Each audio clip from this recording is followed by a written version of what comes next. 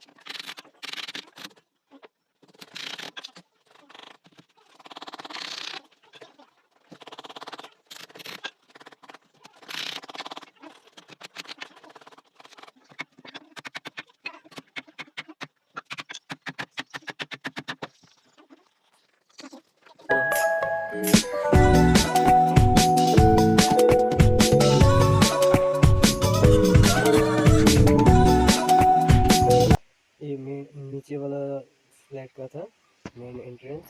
Flat तो नहीं, इसी घर का ग्राउंड फ्लोर का मेन एंट्रेंस है।